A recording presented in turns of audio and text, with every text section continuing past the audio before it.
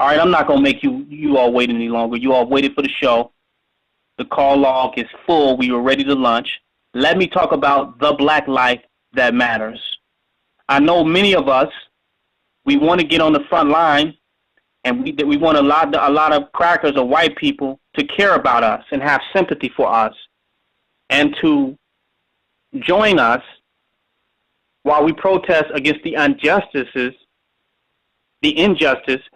that's affecting us in America today. We want to get on the front line and protest, and somehow we want to coerce social change through marching, protesting, rallying, civil disobedience, just rebelling, disorder, whatever. We want to influence the system to change by filling our wrath, our rage, and our anger as a people in conjunction and in assembly with other people. That's what the Black Lives Matter movement is doing. That's what I see going on with it.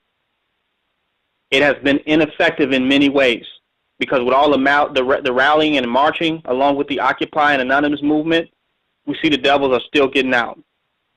We see that it's not stopping, but it's increasing. The murder and death of black people in America has increased with the Anonymous, the Occupy, the Black Lives Matter movement. It has increased. So it's not working. It's a great movement. And I encourage people to mobilize and get on the front lines because, to me, compassion is the beginning. Because awareness starts with compassion. When you begin to care, that's when you have become aware. If you do not care, you are not aware. What happens when you care, when you are aware, is that you will care. When you're aware of pain in your arm, you care about your arm. When you are aware of pain in your stomach, you are aware of your internal organs. When you have pain in your head, you become aware. When you become aware of a pain in your head, then you care about your head. So awareness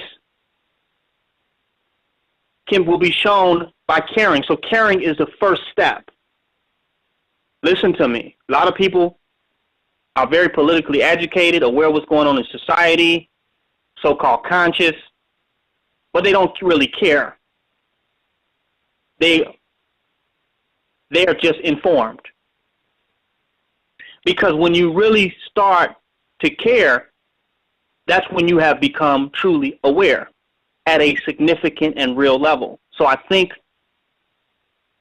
the movements and the mobilizations that are happening, the benefit to them is that we are at least starting to care. We're seeing the onslaught of negativity that's happening to our people, the brutality that's happening to us in our community, and we're just starting to care. And we're acting out of our compassion. And we see the severity of the situation. That's consciousness, that's awareness. But it has to go deeper from just caring. And something efficient has to happen. And what I'm going to talk about tonight is what that must happen in the individual that is efficient. We talk about organizing, coming together as a collective. We talk about unity.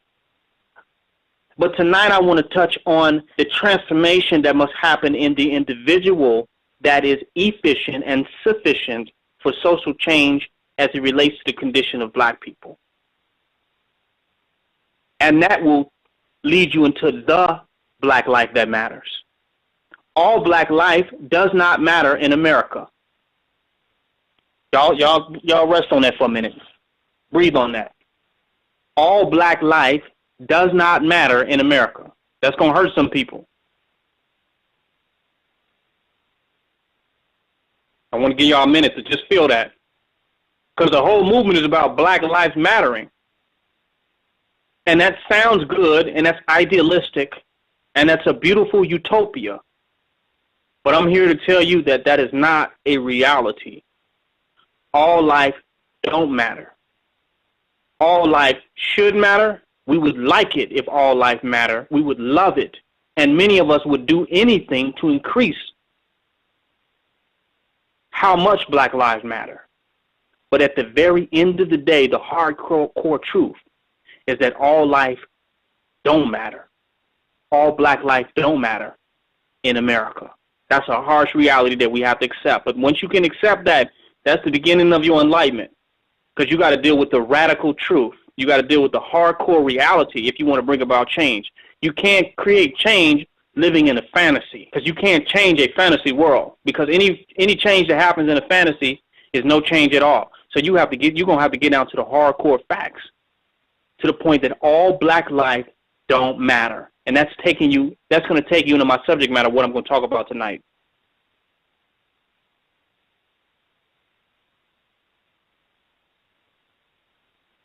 I want to tell you about the type of black life that matters.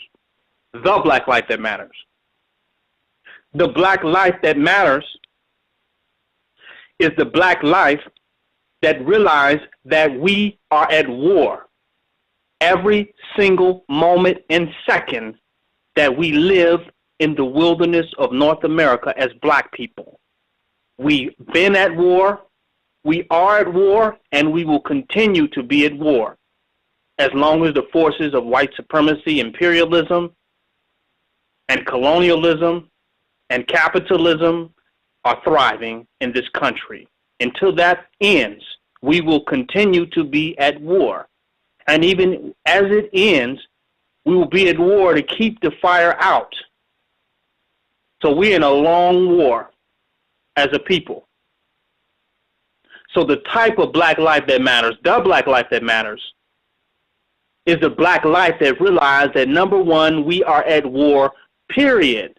Not when you look in your news feed and see somebody else died in jail, somebody got hung, somebody's getting shot, police brutality, somebody's been robbed of their rights, treated inappropriately by those who's supposed to be serving and protecting them. It doesn't matter doing Confederate rallies or marches by a white supremacist group. It doesn't matter just when black on black crime is happening and we getting shot down in the street and we hear about how bad it is in certain parts of Chirac. Black lives, the black life that matters, is the black life that realizes that if you're black in America, you are at war, period. This is a reality. That you realize that, your life at that point begins to matter, because it matters to you. Not what you can get capitalistic, not if you keep your job, not if you graduate, not if you get your education, not how rich you get, how much money you get, how much you can consume, what type of car you drive, how many houses you own, how much property you own, what type of vacations you can get, where you can travel to Egypt, Africa, Sudan, the Bahamas, the Caribbean islands. It does not matter more than your realization of the fact that we are at war. This is the type of black life that matters, that realize that we, as a people, are at war in America. That's the type of black life that matters. Second, the type of black life that realizes the darker you are, the more you are at war in America. Listen to me. The darker that you are in America, the more you are at war. That type of black lives matter because it matters to itself, and it realizes that you are at war because of the melanin tone, the shade of your skin. You are at war in this society 24 hours a day. It doesn't mean that the lighter among us are not at war. All blacks are at war in degrees, and certain other ethnicities are at war in degrees. But the darker you are, the hotter your situation is in America. This is a reality. And your life begins to matter as a melanated person when you realize that. That's the type of black lives that matter. The type of black life that matters are those that are willing to live their day when they get up in the morning with the objective to be victorious in the war that we are against, and to make every move and situation and circumstance calculated and strategical and tactical to win the war that we are in America, against our open enemy, the devil, the cracker, the white man, and all coons and Negroes and buffoons that's under his command, authority, and disillusionment included. That's the type of black life that matters. Every moment of their day is spent premeditated on victory in the battlefield. As soon as we step out of our door, and for some don't even get a chance to step out of our door, realize that we're at war, and we make calculated decisions. We never get too comfortable. See, comfortable life in America, comfortable black life in America don't matter. Passive black life in America doesn't matter. Unconcerned black life, sleep black life, unawakened black life, unconcerned black life, thinking we are accepted black life, get in the fit in black life, doesn't matter. That's a reality. Coon black life don't matter because they're in a rude awakening to realize that it doesn't, no matter how much you coon and buffoon for the devil, when your time comes to be in the statistical probabilities of white supremacy, it doesn't matter how much you cooned and how much you buffoon. You'll be treated just like the rest of the black people in America. The type of black life that matters, the black life that matters, is those that realize that we are at war. They realize that if you're black, you have no rights in America. Listen, I'm going to let y'all meditate on that because that's a hard one for most people in 2015.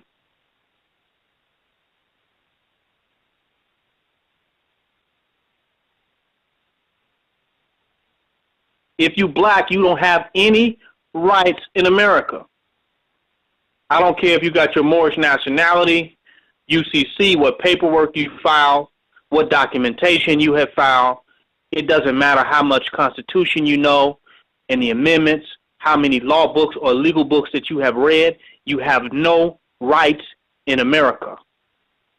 And that when you're confronted by the beast, the only right you have is to submit or kill or be killed. Those are your only three options. See, I'm telling you the type of black life that matters. You only got three options when you're confronting the forces of white supremacy. The police department, the government, its officials and representatives of such. You only got three options: submit, kill, or be killed. And sometimes you don't even have the option to submit. It's either kill or be killed. That's the reality. No, you can't spew out your rights and I have a right to do this and you have a right. The reality is you have nothing holding those rights in place. There's nothing defending those rights or securing those rights in America, because the one who's stripping you of your rights is the one who's supposed to defend you of your rights. Makes no goddamn sense. Illogical. You have no rights in America. The only right you have is the one you're willing to defend with your very own life. So when the police pull you over, don't stop and say, "Yo, officer, I have these rights and this, that, and the other." You got three options during a police stop: submit, kill, or be killed. Don't say I didn't tell you. The one whose black life, the black life that matters, are the ones that simply realize that, and they make their choices, and they deal with the consequences, the responsibility, and the reality of the choices of which they make of the three. That's the hardcore reality that you're up against. You don't have any rights in America. That's getting a lot of people killed. You are not being treated fairly in America. You're simply under white supremacy. That's a fact. In a situation, a system that was never created in order for you to be treated fairly cannot treat you unfair. There is no fair torture. There is no fair abuse. There's no fair dehumanization. There's no fair domination by people of another race and nationality. There's no way you can be a fair. Slavery is not fair. Second-class citizens is not fair. There's nothing fair about your situation or supposed to be based on how the system was set up. If it was fair, you would already be a sovereign in America and have your own government, country, and land and be self-governed and self-determined. They go all the way to Iraq and they overthrow Gaddafi and they say, You know what? The Libyans have a right to determine on their own destiny and have a democracy. The Cubans have a right to fly their own flag and self-determination and have a democracy. But the same cracker would look at the Negro in America and say, we don't have no option but to be under the laws of the majority of white devils that are in power and ruling in America. Do you hear me? That makes no sense. The Iraqi can have his own government. Every other nationality and ethnicity can have their own government, country, and land in the world. But Negroes in America are supposed to be free, and they have no option but to be under the government of white supremacy. And if we begin to even talk about it, if we begin to talk about having our own government and govern ourselves and setting up our own order and structure, immediately we're terrorists. It's sedition. It's treason. We're trying to overthrow the government. It's racism. Huh? Immediately when we even begin the conversation. But they tell us that we're free, but we're only free to follow his laws. We're only free to have an education that teaches us how to do nothing but continue to abide by his laws, his rules, his regulations, and his way of life. And if we don't, we will either kill or be killed. And for some, there's an option. It's kill and be killed. Let me add that one in there. I guess it's 4. Submit, kill or be killed, or kill and be killed. Or, goddammit, there's a 5th one. Just kill and keep it moving.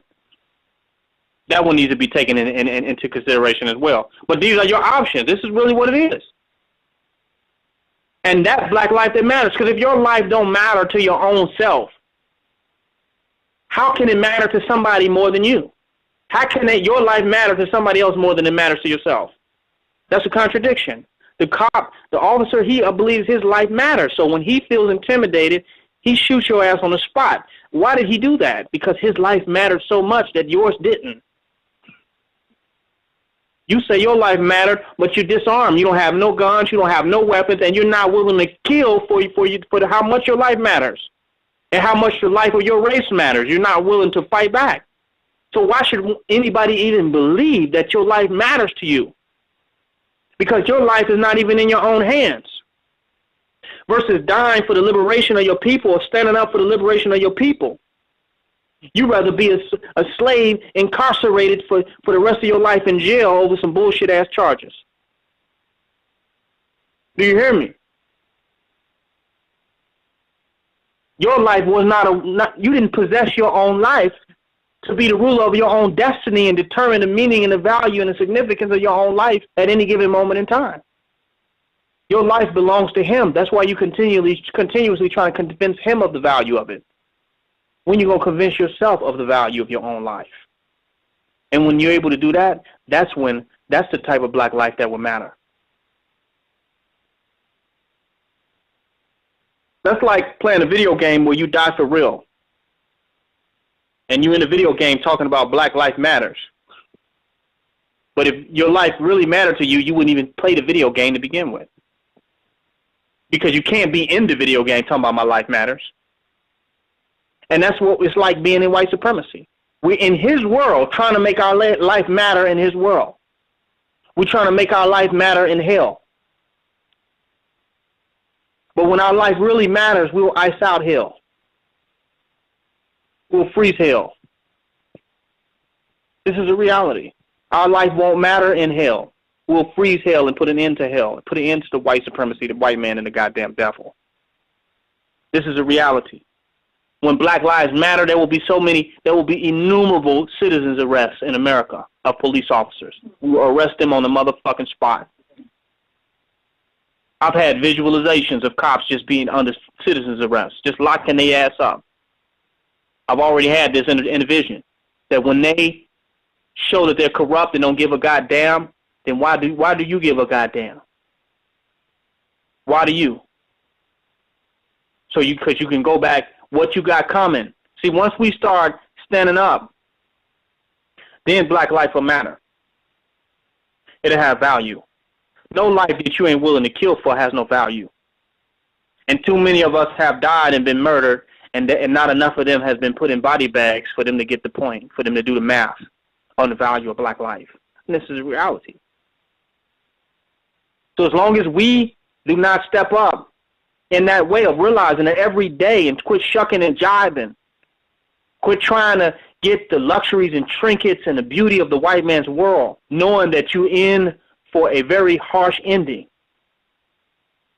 fooling yourself, thinking you're an American and you're free and you got rights and liberties and you just in your consumeristic paradigm, not realizing you're being hunted down and that it's killing season on your ass. So every day you should wake up and live with that reality. Don't wait till you get stopped by the police to start talking about how much rights you got.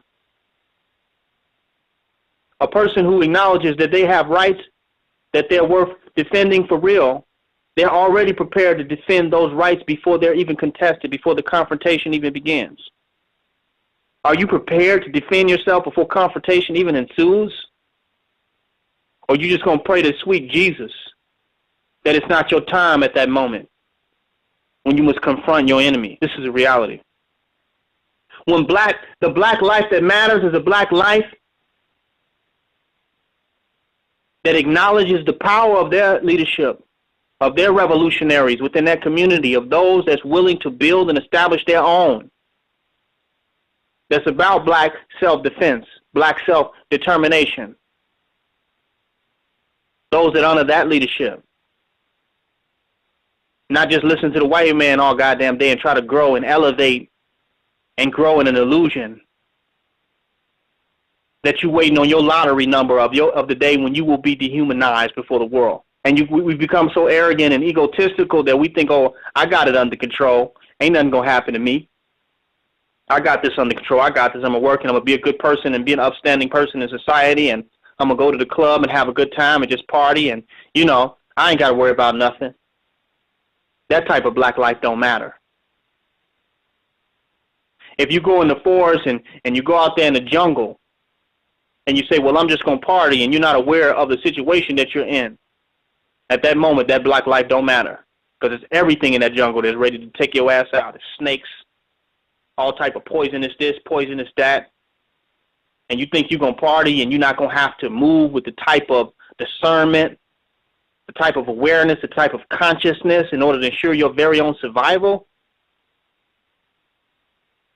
He who refuses to realize that ends up a beggar of their own life and of their own freedom. This is a reality. Let's talk about the black life that matters. The black life that's going directly to Planned Parenthood don't matter. It couldn't have mattered because it went directly to Planned Parenthood. The type of matter that's black life that's just eating whatever the hell they want, knowing and watching generations of them dying from this processed food and all these unnatural, artificial ingredients. They don't read the labels. That type of black life don't matter. The type of black life that don't matter, that don't forgive their own people and their own race, that's all for self and materialistic growth and personal aggrandizement to see how much they can make it in this illusion, this American nightmare for black people, to see how far they can go. Living in a dog-eat-dog context of reality where either they're going to end up dying by the hands of their brother or murdering their own brother for their own personal growth and development and aggrandizement in the American nightmare. That type of black life don't matter. The type of black life that glorifies violence, gangsterism, murder, brutality, lack of compassion, selfishness within our own community, among ourselves. That type of black life don't matter. You ain't got to go and march for that and rally for that. It just simply don't matter. You'll see. The type of black life that matters has compassion for their own people, but just not willing to cry and boo-hoo and have sorrow, but the type of compassion that's practical, that's strategical, that's loyal, that's courageous. That type of black life matters and will ensure that other black lives matter, because it's selfless and brave and sees the bigger picture and puts the goal and the achievements and the survival of the race beyond their own selfish goals. See the bigger picture. That type of Black life matters, and it will ensure that other Black lives matter. This is a reality. We got to deal with the type of Black life that matters. You don't realize that we're at war. You don't realize that we in battle right now. Your life don't matter. Not because it matters to me, because you will continue to make decisions and continue to serve your enemy when your enemy has no service for you. You continue to assimilate and bow down to this devil and his reality and co-sign his world and you know, think he's just it's just a few bad crackers. They're just making a few simple mistakes, and a part of it is good. Some of us are living good. We got money. You know, we're middle class and upper class. Some of us are all right. That type of Black life doesn't matter. When you get pulled over, it doesn't matter whether you upper class or middle class or lower class. It doesn't matter what class you are. Don't matter what type of cash you got. That type of Black life don't matter. Not because it doesn't care about other people and it's selfish, but because you don't care about your own self to not realize the battlefield that we in today. How could your life matter if you don't even care about it yourself? The type of Black life matters. Call people like me just talking that black stuff. You just blackety black. You just talking that revolutionary stuff from the 70s. You just talking that black stuff. You know, you just talking that you just a militant. You just an angry Black man. You just hate white people. That type of Black life that see me as that don't matter. Because they're not smart enough to realize that I'm the way I am, because I am realistically confronting the situation that we are literally up against as a people today. That's it. No more, no less. That my attitude is one of survival. That's it. So people that see me like that, when their cousin, nephew, auntie is getting shot down and getting stuffed into the prison industrial complex, their family is getting murdered and shot down at the hands of loveless Black people and getting killed by police brutality, and they look at me talking about, why are you talking that black stuff? Not realizing they next in line. But they Black life don't matter. Not because it matters to me, but because it don't matter to them. And those who it really matter to are considered to be racist and talking that pro-Black stuff and that anti-white stuff, and we should all get along and love each other, but while we doing the loving, they doing the busing. They doing the capping, they doing the shooting, and all we can do in response is looting. That's the reality.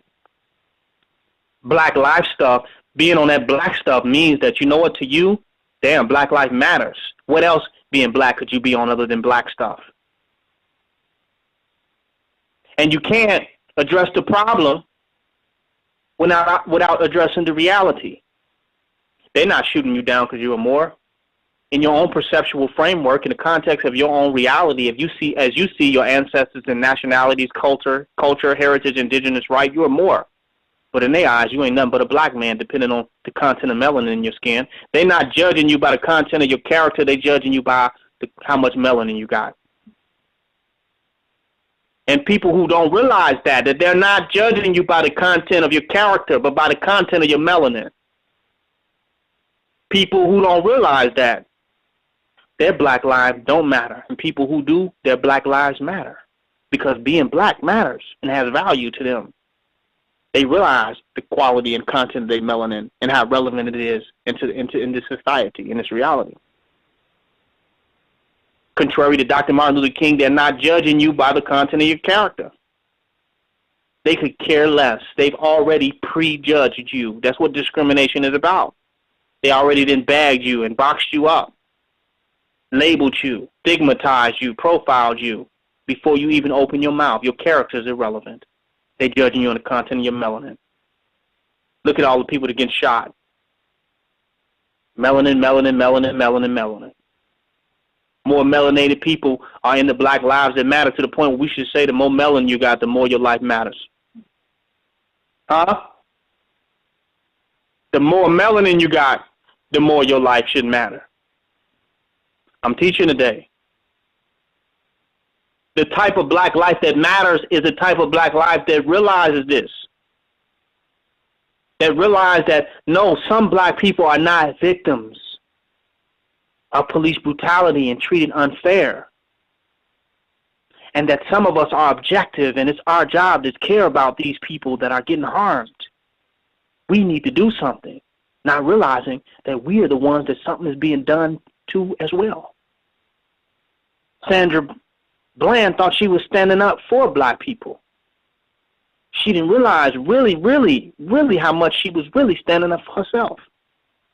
And only looking in hindsight, looking at the videos that she did, that we realized that she was really talking about her self-fulfilled prophecy of what was happening and occurring in her life that was going to end up happening to her. When it really looked like she was just talking about what was happening to other black people, she didn't realize how at home that this type of brutality and evilness was viciously coming to visit her. We think we talk about the condition of black people objectively. Somehow, Negroes believe they're objective to the condition of black people because they stand on the front line with white people. They begin to identify with the white people and think they're objectively talking about the condition of black people, not realizing that they're being targeted right there immediately in a whole different way. See, that's the problem with black people in America. They have the option of whether they want to identify with being white or being black, no matter how much melanin they got.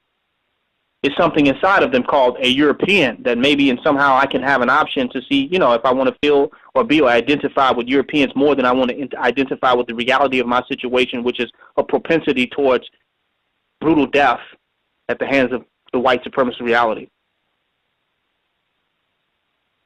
The type of black life that matters is the type of black life that's trying to get out of the matrix and become self-sufficient and build our own.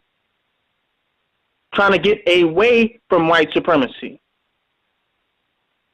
Trying to get away from the problem.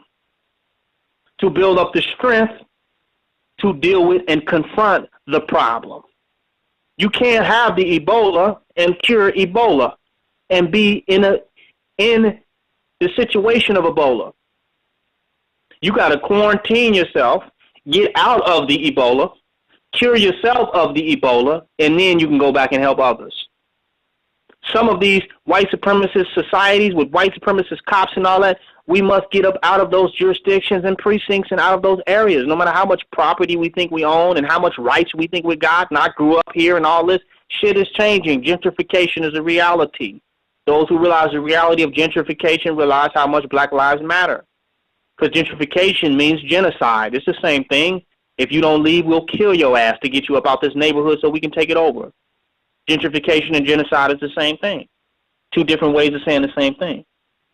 So the type of black lives that matter is willing to get out of some of these areas to save your own goddamn black life that matters. Before Harriet Tubman could free other black people, she at least had to leave and go taste freedom for herself to experience the reality of freedom, and then she can go back and get others because she knew where to take them to. She didn't stay in that situation and say, oh, I'm going to fight and destroy the majority of white people in this particular area in order to free 3 black people. I'm going to get them out of this white supremacist situation and move into a circumstance where we can begin to forge power together as a people. So we need to move towards creating our own self-sufficient, independent black communities. There are black towns already going. We need to start taking those black towns over and making the black blacker.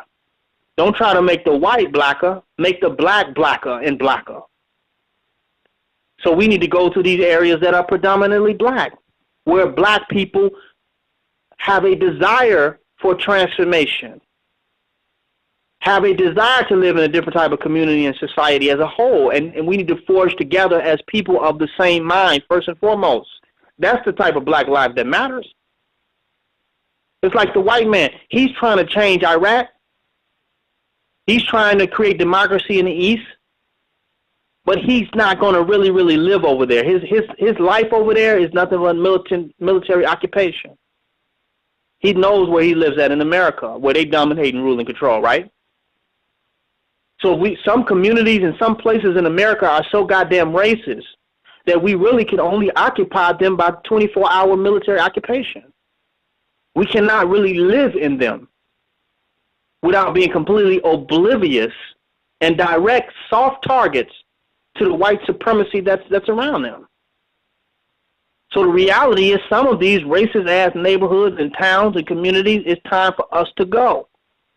But we so materialistic, we don't want to leave. Because they have a better Whole Foods there and a better Publix in that area and a better this and a better that, and it's more businesses. We don't want to leave.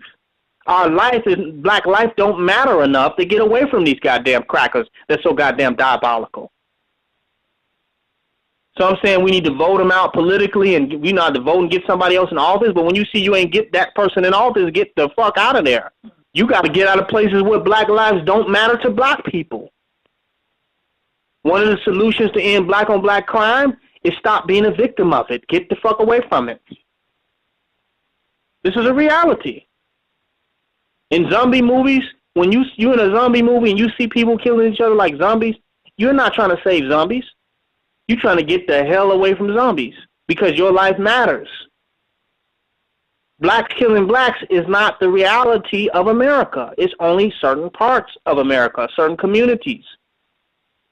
Blacks are not trying to kill blacks every single where. That's just not a reality. If you believe that, you need to start traveling for real and find some areas where people have a different mentality. Some people trying to make their straight hood go back to the 50s. Well, I can send my children out and they can play and they didn't have to worry about nothing and blah, blah, blah. Those type of communities still exist today, contrary to popular belief, to non-for-profit charlatan and black, preachers and teachers that only focus on the negatives in the black community. So they got to give you this diabolical picture of the entire black race, not realizing that they're enclaves of a different consciousnesses in different places, and that it's your responsibility with your black life mattering to seek that shit out. You don't have to live among the beasts, be it black or white today. There are options, and we can travel and move around and add strength to power where people are working day and night to make changes, where people believe in the type of change that you want to create, and they're living day to day to produce that. Their lives are devoted to that. You can go and live among them. You don't have to stay in the most hellish white supremacy overran situation for whatever material value that you got. It will make more sense to live in a black loving poor situation than a black hating rich situation. But some of us would rather play the casino, be in a casino situation, where put our life on the boat, on the lottery for the material that we can gain, versus giving up the material reality for a piece of goddamn mind. And to get into a strategic position where we can be a benefit to other black people without having to watch our own back every goddamn 5 seconds.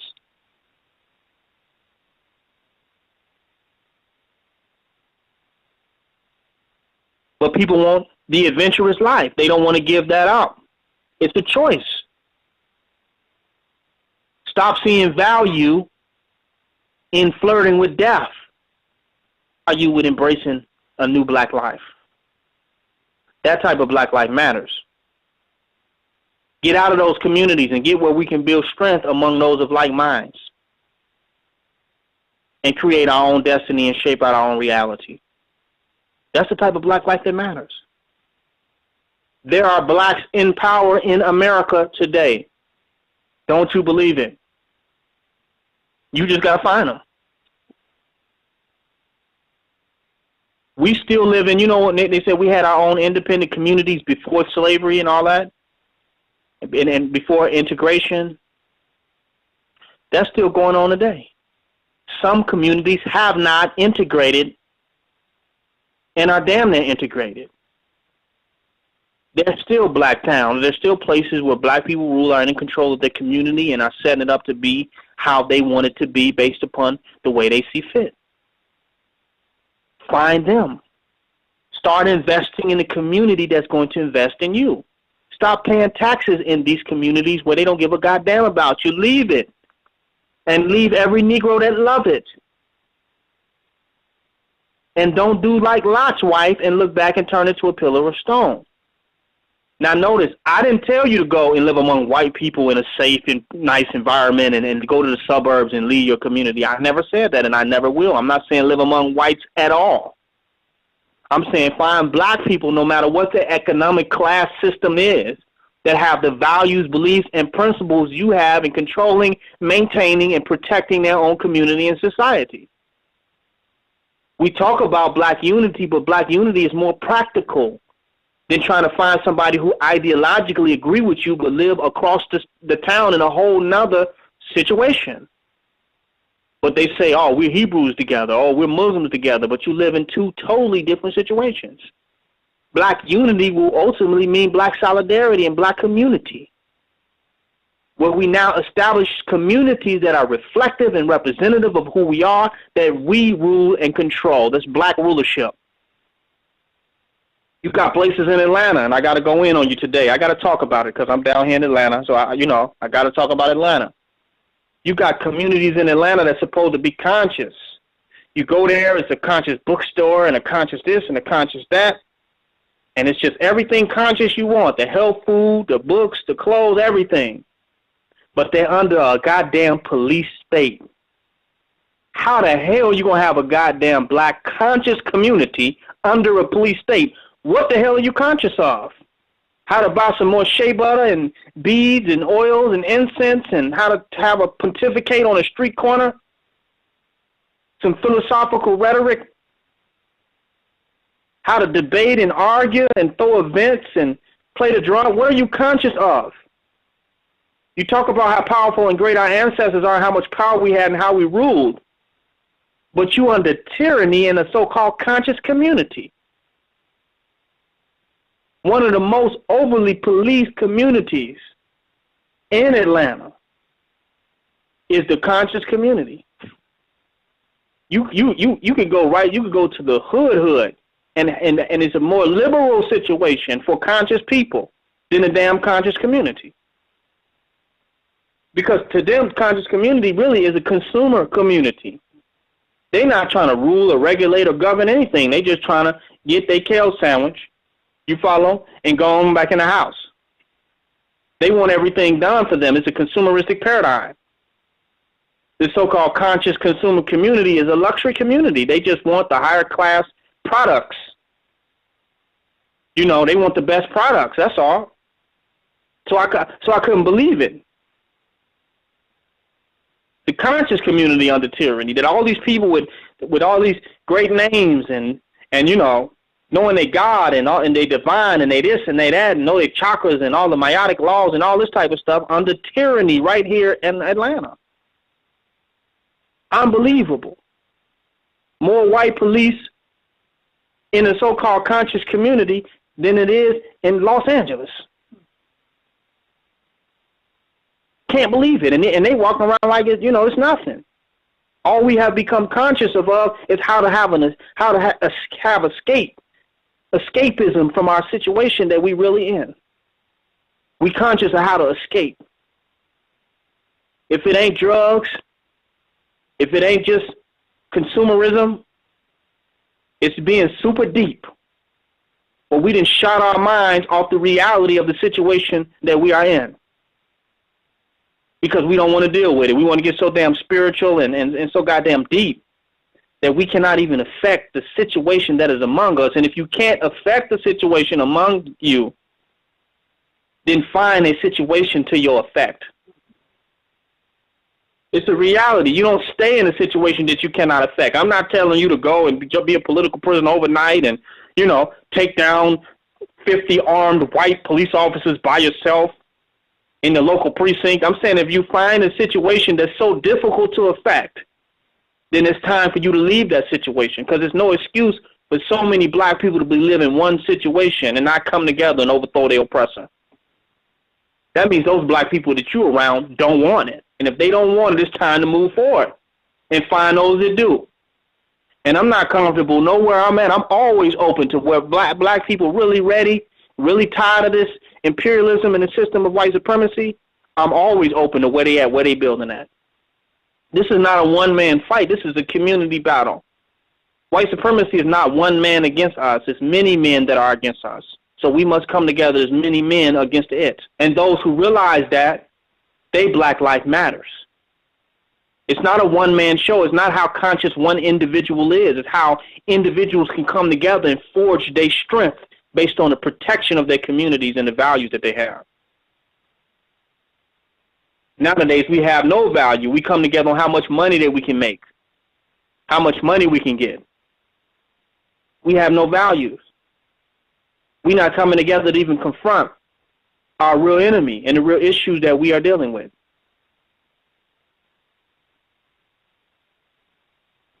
Let me talk about 125th Street. Natural Tahuti. Good brother. I love Natural Tahuti. But he out there talking about the black woman is God and men can breastfeed. On 125th Street. What he should have been talking about is how they are ready to lock the black man ass down. We need to confront every time we open our mouths, we need to confront what we're up against. We don't have the liberty to talk about UFOs and different galaxies and cosmos and the melanin within the melanin within the melanin. Just protect the melanin. Let's start with that. We don't have the liberty of this. When you're at war, you have to confront the warfare situation. Your conversation must reflect the reality that you are at war. So how did his conversation of the black woman being God and men being able to breastfeed affect how his situation ended up? He ended up incarcerated and accused of distributing drugs to somebody that ended up killing them. We have no proof. We have no way of investigating. We have no power to see what really happened in that situation. And when he should have been preparing to confront the war that was coming to him, he's sidetracking with intellectual masturbation and pontification. How many of us are doing that right now? I had to speak on that. How many of us are doing that right now? Versus dealing with the battle that we will soon confront, being black men in America. How many of us are not realistically dealing with the issue? Not willing to unify with men and strengthen ourselves in a way that's going to make us more effective to deal with the situation that we're up against. Death is around the corner. Incarceration is in the up the block. This is a reality. How is our conversation addressing that reality continuously to alleviate the situation and put us in a strategical position to transcend these types of situations? That's where our conversation should be at, but it's not. We're talking about the evolution of conference, the evolution of man. How do we evolve from being a nation of male prisoners? How do we evolve from that? How do we evolve out the situation, the powerless situation that we're in right now? Let's talk about that type of evolution. Not the evolution of white supremacy, which is Darwinism, to accept evolution. The whole idea of evolution is white supremacy. To even deal with evolution, you have to be dealing with white supremacy. Because if the white man was not first, if we were the original man and the white man came after us, then he would have to be an evolution of us. And if he's not an evolution of us, then he's a de-evolution of us. And if evolution de-evolves, then it contradicts evolution in and of itself. Because that means it's not definitively evolving. It's going back and forth. It's looping. It's not doing anything that can be purely identified. It's an algorithm with no rhythm. It cannot be calculated because it could evolve or de-evolve and dip at any point. And since it has done it over so many billions and millions of years, that no calculator is qualified enough to pick up the type of pattern to come up with the ultimate idea of evolution. But to accept the idea of Darwinism, at the same time holding our mind that we are the original man, is a contradiction, because either we evolve from them. If we evolve from them, then he's the original man. He started off a monkey and he kept going and going and going and going, and now he went from a monkey to a black man. So he was first. And if he was first, the monkey that evolved, then what? into a black man, and he would have to be first. He would have to be the original man. So the idea of evolution is white supremacy, because for one, it puts everything together. To say one thing evolved is to put everything in the same box. That means we're all the same. We're the same thing evolving. I'm not the same thing as the white man. I'm in no category or in no unit or group or mixture with the white man. So you can say he evolved, but that which has been here forever, that which is 76 trillion years old, that which has no birth record and no history could not have evolved. Infinity cannot evolve. So the idea of evolution is white supremacy. That's why you got to keep chanting out the white supremacists' names, Darwin, and chanting out these crackers and chanting their names and ideologies and the dead thoughts of Europeans. The dead thoughts of crackers, edifying them and their ideologies and their understandings and calling what they're doing science.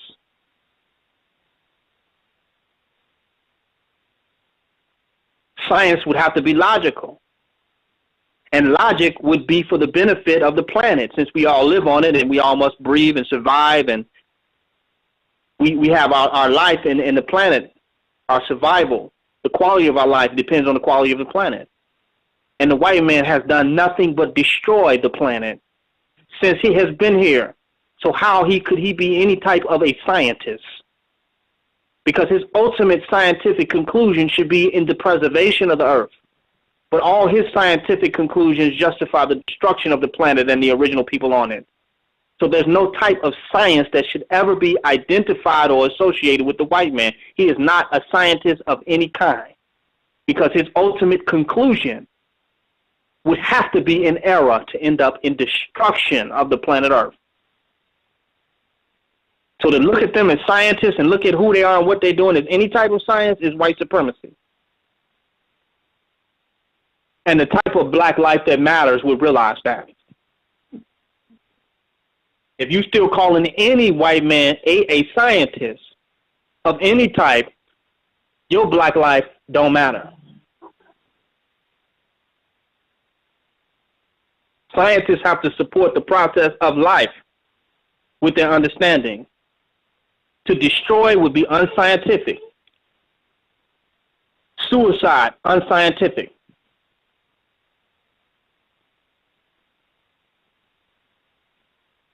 The type of black life that matters would focus on the real conditions that we face as a people today and use their mind and their energy to deal with that problem.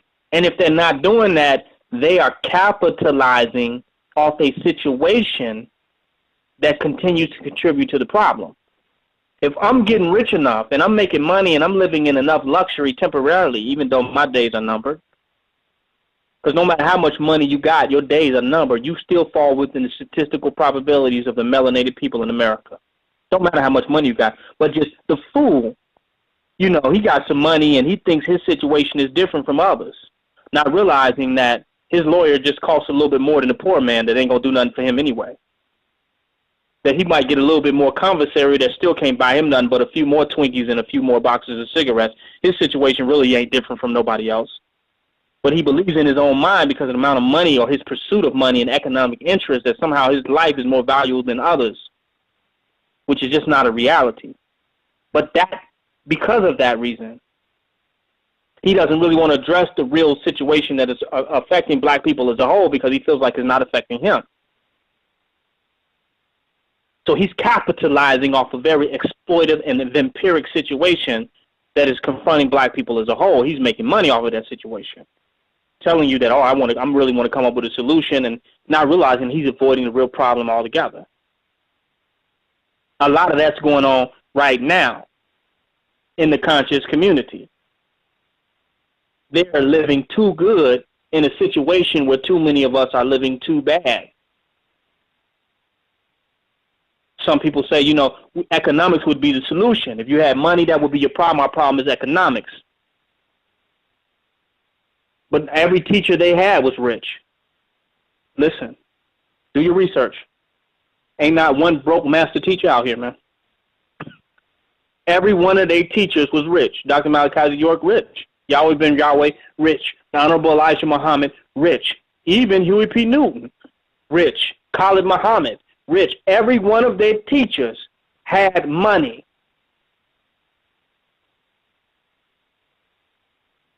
All of them were rich. Maybe Malcolm wasn't rich, but he had access to the wealth. Because don't no man travel all through Africa and through Ghana and meet down with this king and that king. And, you know, some of us can barely afford a pack of incense. You follow? Some of us got to scrape up some quarters to get a pack of incense. Go half on a tub of shea butter. And here Malcolm was able to travel all over Africa. And some places even in Europe that we never even heard of. So even if he may not have the money directly, he had access to the money. And Garvey has control over so much money to create the Black Star Line, and, you know, he was rich. So none of our leaders were poor. And their money did not save them. So how is economics emphatically the solution? None of their money saved them. Elijah Muhammad's money almost became the downfall of the nation itself. Because when he died, the whole nation split up over economics. Who get this? Who get the house? Who get the car? Where does money go? Who got the trust? Who got the treasury? Even some people in the Moorish Science Temple of America are still talking about the trust of Prophet Noble Jew Ali, and they're arguing over the trust and who controls the trust and is there a trust. Money has become the downfall of many of these organizations, jealousy over money. So money has not saved us, and people keep talking about Black Wall Street. We see what happened to Black Wall Street. It got burned to the ground. They burned Black Wall Street like they did Move. Move was broke, got burned down. Black Wall Street got money, got burned down. And the hideous fact about Black Wall Street, that Black Wall Street wasn't as black as they try to make it out to be. Take your time. It's going to hurt some people. Google Black Wall Street in the pictures and see the bankers and the people, the politicians of Black Wall Street. You're going to see some crackers sitting up in there. There were crackers on the fundamental basis at the bottom, at the builders of Black Wall Street. At the core, there was crackers that played a very significant role in Black Wall Street. Take your time and digest that. Wherever you got money, the crackers around. And they burned down Black Wall Street because Black Wall Street started to take the money that they had that they put into white investments, white banks and mortgages, and take it away from them, and the crackers got mad. So they said, you got people like Farrakhan that recently talk about we need to hurt the man economically, to hurt the white man economically, take our money back, and start, hurt him in his pockets, stop spending money with him, and this type of thing. You think when you take your money away from this white man that he not coming for your ass? I mean, let's be honest, man. Just try to take your money from the weed man in your neighborhood. Just stop smoking weed and see what happens. See how furious the weed man gets. Just how about the coke man or the crack man? Just say, you know what? He knock on your door, come by. He hit your phone. What's up, man? I got that. Say, I don't even use no more. Look how angry he gonna get if you was a serious buyer and a serious consumer. He was paying his bills off of your habit and your addiction. The white man is paying his bills. He's built America off your habits and addictions in America. And when you stop spending, supporting your habits and addictions in America that support him, and stop supporting him, supporting his habits and addictions on an international level, what's going to happen? You think he's just going to sit by and say, oh, I guess they ain't going to spend no money with us no more. Guess they doing their own thing. He going to come and say, if you ain't going to spend no money with me, then goddamn it, I'm going to burn down what you have. And in his eyes, a valuable black community is as valuable as one spending money with him. If you ain't got the money, there will be no Walgreens and no Whole Foods and no white establishments and no super police service and police protections and police escorts and police neighborhood watch and all that. If you a broke community, they don't give a goddamn. You call the police, they come what? 2 hours late. What makes you valuable to the white man and deserving of any type of human rights or civility is how much money that you are able to spend to support the major corporations in your community. You stop supporting those major corporations in your community, you begin to realize how much black life don't matter if you ain't spending no money in his world, unless you building your own. So these people talking about, we're just going to pull our money out and boycott this. The white man will blow your ass up, too, for that, too. The white man will drop a bomb on your dumb ass. We ain't going to spend no more money with you now. Everybody, just take your money out. This is the reality. Let's be honest. You're going to have some problems in your head. That's like slaves saying, look, we ain't going to work no more.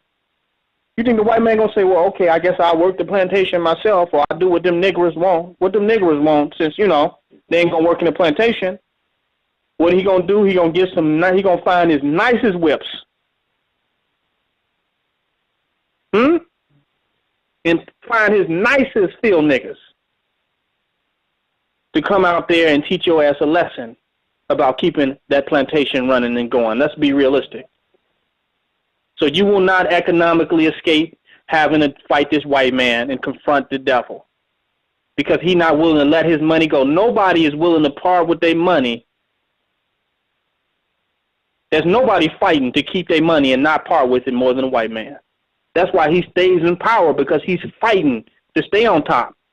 And you just going to just drop out? You got another thing coming.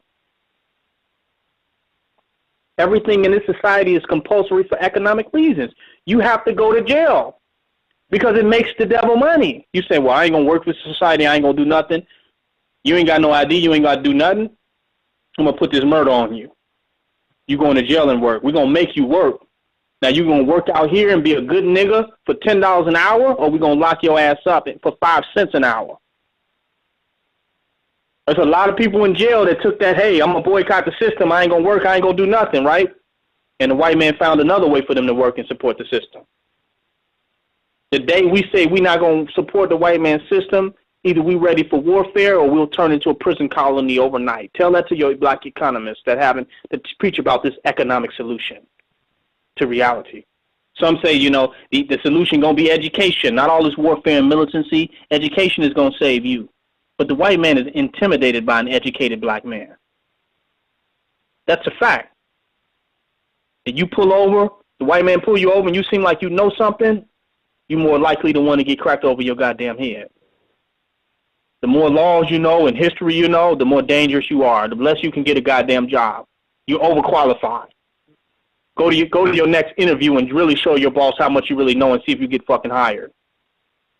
The dumb Negro is the only thing that seems to be able to advance in this society, unless you're doing your own thing. That's a reality.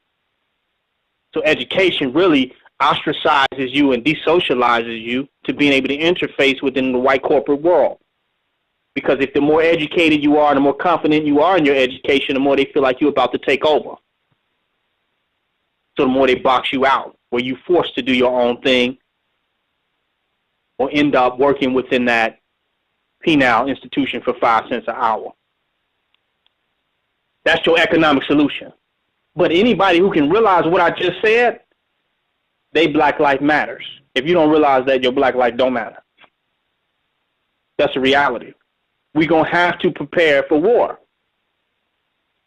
and move towards war. And then sometimes people think war is having guns and battling the white man head on. No, every day to survive is warfare. And as you perfect your ability to survive with the statistics that are upon you, if you perfect your ability to survive in a battlefield you're on, eventually that process of perfecting your survival will turn you into a superior warrior. And the idea of confronting your enemy will become effortless and will become more reasonable to you the more you perfect yourself by addressing the real battlefield that you're on anyway. Because the war ain't going to start when you get gun training. And the war not going to stop because you don't. You're at war. The blacker you are, the more you're at war today in America. That's the reality. You're at war right now. And if you want to take your chances of being out of that statistic, then you're going to take a more militant approach to living every day. That's the reality. Farrakhan, before I open up the lines, because we're in the last 30 minutes of the live stream, called for 10,000 men to come in the midst of the million at the Million Man March anniversary. Clearly, he's only going to try to, as a show of force, to try with this justice or else, which is a threat. And our mama told us, you know, about how dangerous threatening people are if you really ain't going to do shit. So be on the lookout for that. But he's going to have these 10,000 men in the midst of the million, which he'd be lucky if he gets to 10,000 there. But this is going to be a show of force to the white man to say justice or else. And the white man may make a bold statement at that march that niggas ain't shit. And you'll have people that are in the FOI and in the Nation of Islam looking like Martin Luther King's march. I think it was on the Washington Monument, right? His march is going to look dirty, like the dogs getting sucked on them and them getting attacked by the white man. And they ain't going to do nothing, which almost happened at the Million Youth March with Khalid Muhammad. Because really the only effective war that we would fight in America, even if we had 10,000 men, would be guerrilla warfare. You never take, it's not going to be like no old Sparta with 10,000 men where we confront the forces of white supremacy. Today they have drones.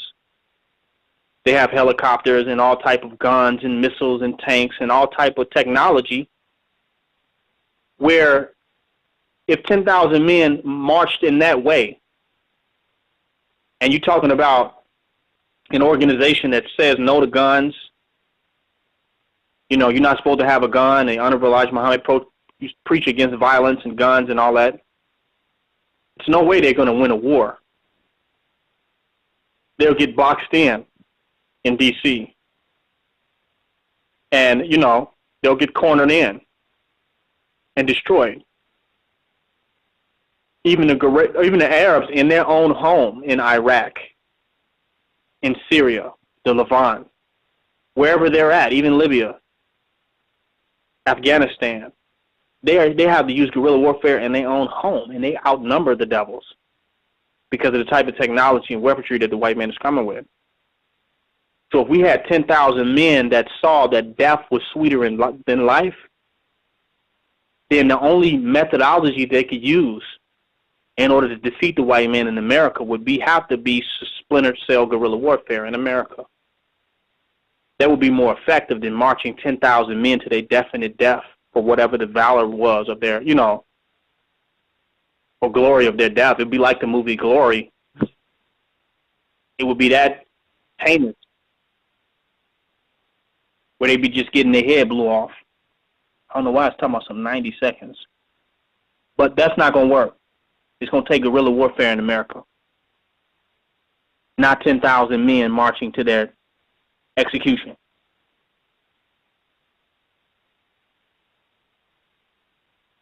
Guerrilla warfare will be the solution. And those who realize that would know that Black Lives Matter.